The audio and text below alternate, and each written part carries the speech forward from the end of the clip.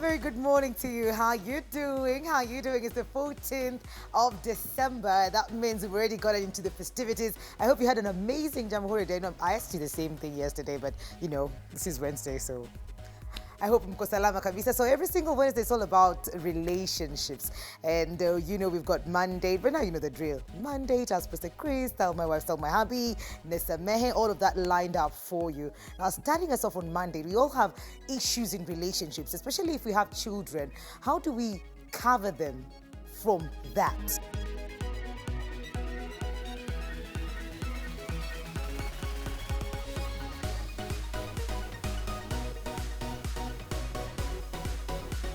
No, not to call wingy policy here. Yeah, there's quite a number of us. Kids are out on holiday, so Yes.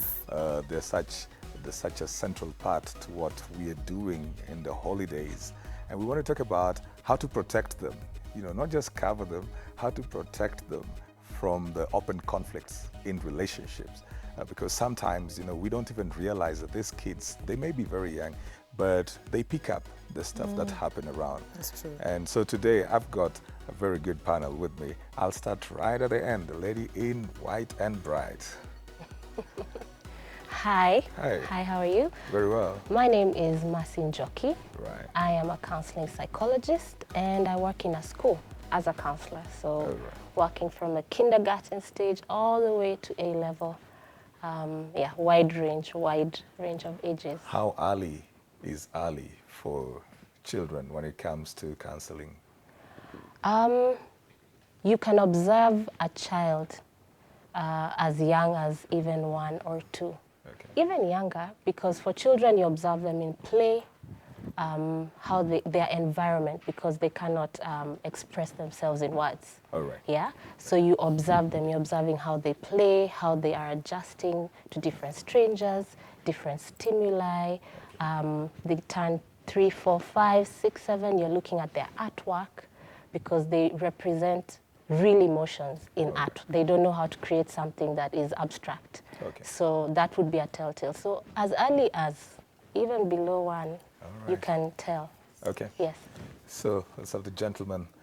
Hi, my name is William Kasina. I'm a camp facilitator with Camp Winning Ways.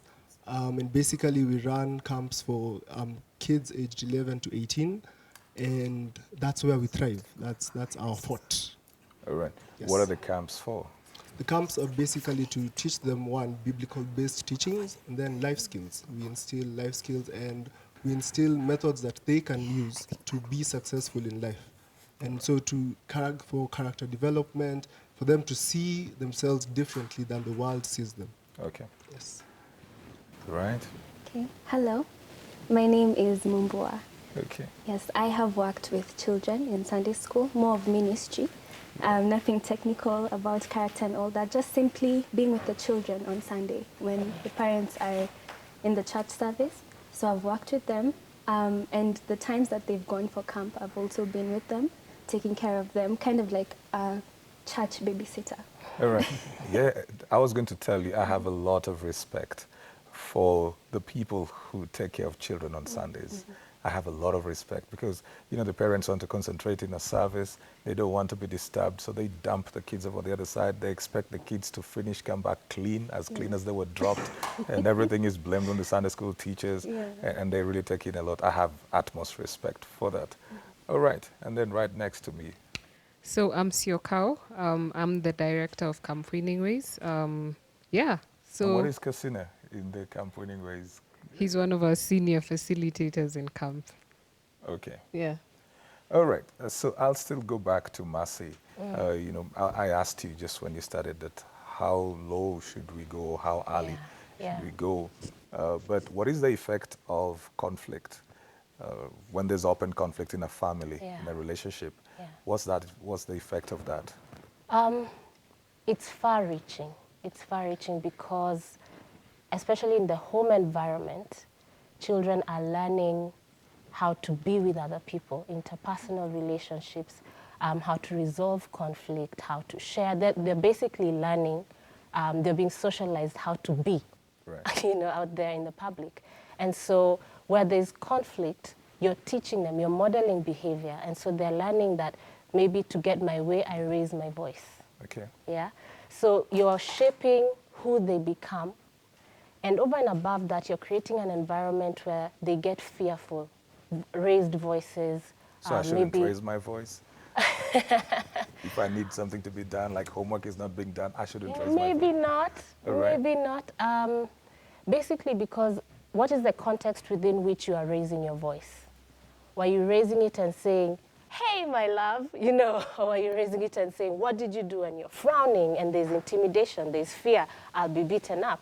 I'll be, you know. And when you create a sense of fear in a child, or even in any of us, we tend to then to cringe. Okay. So if it's exposure over time, this child might begin to just be a withdrawn child or an angry child, basically because I'm doing what mommy does or I'm doing what daddy does.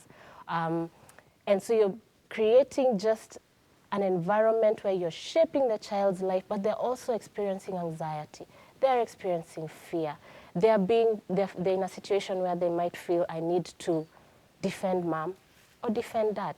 Okay. You know, and kids identify with one person, or they're in the middle and they're feeling they need to referee. It's just not a healthy environment because they don't understand the world how you do. You're an adult, and you know, this one we argued. 2-3 days later, we are laughing, and you know, depending on the on the extent of the conflict. Right. But if it's not where you're fighting and there's just real drama in the home, maybe if you become aware of how you handled an issue, you can go back and explain to the child. Say, you know what, sorry, we just raised our voices. That shouldn't happen. That is not how you handle conflict, you know, because you are shaping them. You are teaching them. So there's usually recourse. Yes. There's recourse. Oh, But what yes. about the kind of conflict where there's so much tension pregnant in the house, but there's silent treatment? Does that also affect the children? It does. It does. I'll give you an example where someone said to me, there wasn't even conflict, but the husband and wife had not talked over a long time. He's working late hours. Well, they've not talked. And the kid comes up to mom and says, "Mom, are you and dad getting a divorce?" Because they're just seeing there's no talking here. There was even no tension. It's just there's no interaction. What is it? What does it? Kids are trying to fill in the gaps. And kids are forgotten a lot. Nobody really explains things like, oh, we've argued, no one will explain. Someone died, no one will handle the child. You know, we're separating or whatever. Nah, bring them to my house. Is it my house or yours? Nobody really thinks, what is this child going through? Right. You know, so there is recourse. It's just, it needs an awareness for you to be aware of how you're handling each other. Tension creates anxiety, like I said. There's always a fear of how it will escalate. They're trying to predict what will happen. Oh, he's raised his voice, or she's raised her. You're waiting to, if you're not in the room, you're waiting to hear if something is going to break or someone is going to shout. I mean, I don't know if you can imagine if there are thugs in your house and you're hiding behind a door. The fear, you know. And that exposure over time, even science shows that it just changes your wiring. It changes their brain wiring. It can hamper development because of how things are coming together and how they're developing. Their language skills are suddenly hampered. Their thinking, cognition is hampered. Because, it's far-reaching. Mumbua, I want you, before I come to the winning ways, I want you to just, you know, from a church perspective, people would expect that the parents who go to church, their children are raised in very good environments. But that's not always the case. When parents bring their children to church, you'll find that sometimes the kids are more than the parents in our church because it's a bit small, there are not so many people, and you find that the kids are actually way more than the parents. And in such a case, it means that the parents have not come to church. I like the term that you used, dumping. Actually, that's the case because, you know, parents feel like, you know, why do we have these kids in the house and we can just take them to church so that we can get a break? And then that's another thing in terms of the children breaking home for the holidays. I feel like parents should take it as a responsibility to nurture their child because school and church and Sunday school are just complements for the fact that, you know, we are training up our child. We are giving them the education that they need, but we also need to spend time with them as their parents. But parents nowadays don't want to take that task, so they dump them in church, they dump them in boarding schools. And, you know, you find that the child, yes, they don't have an outlook of life as they should have because they're not raised by the parents. Actually, kids are being raised by churches and institutions. I'm going to come to that because I know that some of the people who receive the children being dumped are the winning ways. You know, so kids are coming from boarding school and then they go into a camp. Then they leave a camp, stay home a short while, then go back to boarding school and then go back into a camp. But do you have cases where you can tell that these children, even though they're being raised by parents, some who attend church, you can see that they have been affected either by conflict or something? Yeah, I can give you a perfect example. There's this child I remember, every time I'd go to church and I'm taking care of them and I'm mobilizing them and all that, she would come and cling. She wouldn't hold me. You know, there's holding where you just hold, but she would cling to me. And, you know, I would be like, what's happening? Are you okay? Is everything okay at home? And then she wouldn't say anything. So when I want to leave, that's when she starts crying, don't go. And then she cries a lot. I think she's around 6 years old. So after a bit of investigation, I actually found out that there's conflict, a bit of conflict. I don't think the dad is around in the house. She stays with the mom. And because she's a single mom, probably she's not even able to provide for the child. So every time during lunch, she would be there in the kitchen, just lingering there because she knows that someone will give her something to eat, the tea that the pastors drink or the bread. And that was a clear sign that something is definitely wrong. Kasina, you receive people coming in, young people coming in into the camps. What's your experience with them with regard to conflict? I think the reaction to conflict is usually very different. It's different according to their temperaments. And so you'll get the one kid who's out there seeking attention because they don't get attention at home because people are busy fighting. And then there's this kid who's so shut out from the world and nothing is happening for them. And the trickiest part is earning their trust. Because probably at home, the trigger that they're used to when people are fighting is shouting or it's silence. And so if you approach silently, that's a trigger. And what it does, it shuts them down. They can't open up to you. And so you approach them shouting, and again, it's a trigger. They can't talk to you. And so you're left at a place where you're trying to maneuver uncharted waters because they don't come with a manual. There's no parent who would write down, my kid doesn't like this. The kids are brought to you. And the funniest thing is parents expect miracles. They bring kids who've probably gone through so much, and then they expect in a 3-day camp or 4 days or 5 days, there'll be a 180-degree transformation. Complete transformation. A complete transformation, and they'll have a very chatty boy or girl at home, and everything will be back to normal. And more like laundry services, you know, you yes. took in your suit and you said, okay, it has these stains, and what, and I need you to do the golden to clean the service stain, yes. and bring it in. What prompted you to begin Winning Ways? So Winning Ways is a family business. So I took over from my parents, and the reason I took over is because I think we're living in a broken society where everyone is pointing fingers at everyone. And so currently the young people are not performing because of ABC, or we're dressing a certain way, or we're supposed to do things a certain way, and no one is actively modeling that.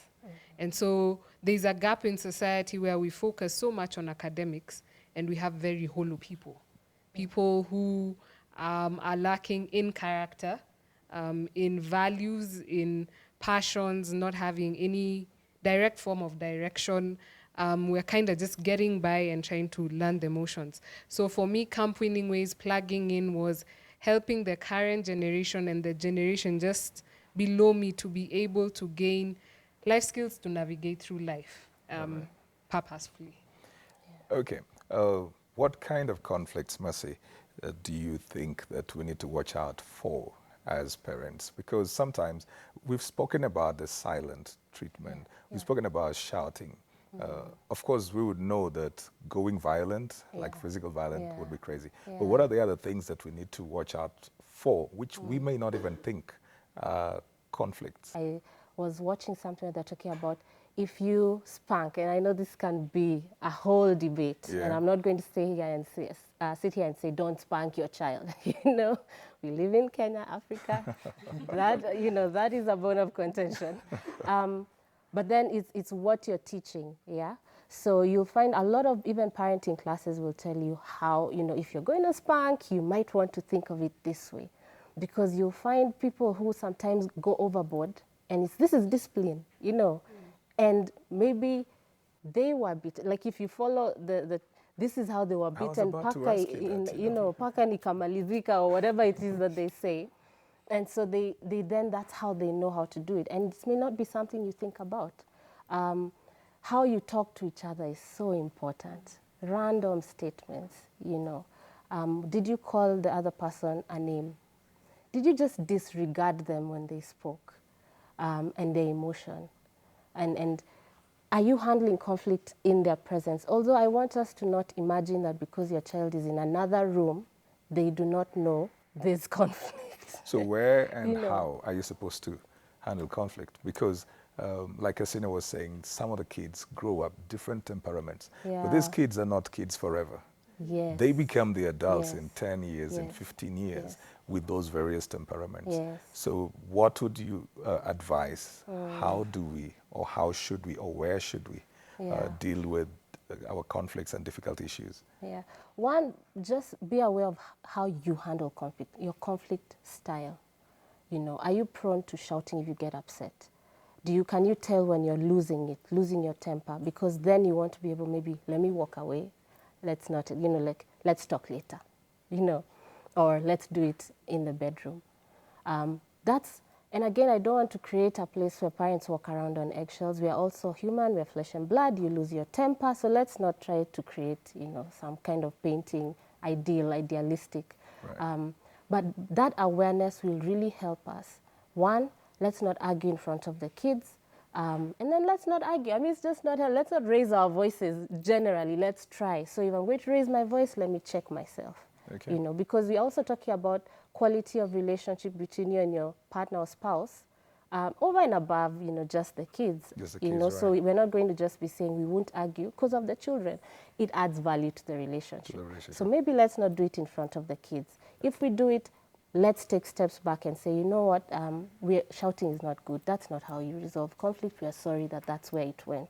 So always taking steps to just correct things and ultimately realizing that when you're checking yourself, you are actually a better person. It's You know, just there are those calling. people who in their relationships, somebody will be sending the kid, say, go and tell your mom, like this. They're in the same house. Yeah. They're so angry. Yeah. And he wants to pass a message, or she wants to pass a message. They do not want to talk to the other person. They're in the silent zone, so they keep on sending the children. What effect does that I have? have sat with a child who has said that happened. And the thing is, it puts them in the middle. And it's such a conflicted space for them. Because where do I stand? Am I with mom? Am I with dad? Whose side do I take? Kids feel they must take a side. This particular child feels I must protect the younger ones. So you're giving them an adult responsibility to be your referee. They want mom and dad to be okay, so there's that pressure. Is there anything I can do to improve their relationship? Maybe let me referee, maybe they'll see eye to eye. You know, that kind of pressure a child should never have to feel, ever. All right. Sikau, you want to say something? I feel like we also can't run away from the fact that we are grooming them to face conflict. And so eventually we have to be able to handle conflict in front of our children. And so I like what Mercy says, that it's the how. How do you go about having a certain conversation? You're going to get upset anywhere you go.